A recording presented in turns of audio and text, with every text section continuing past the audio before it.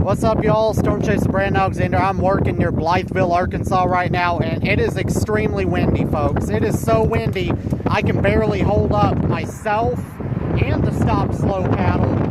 It is blowing over 25 miles an hour. I can just about be certain. Seen a couple limbs come off of trees earlier, but it is just absolutely insane out here. It is extremely hazy, full of moisture in the air, two very important ingredients for supercells and severe thunderstorms in general. Keep that in mind. Risk upgrade just across the border tomorrow. That's going to be up in Missouri. It is not far from where I am currently at. And gosh dang, these next few days, including today, strong storms, severe storms, and most certainly the chance for tornadoes to develop. So keep that in mind. Other than me getting tossed by wind out here, it's going to be extremely active.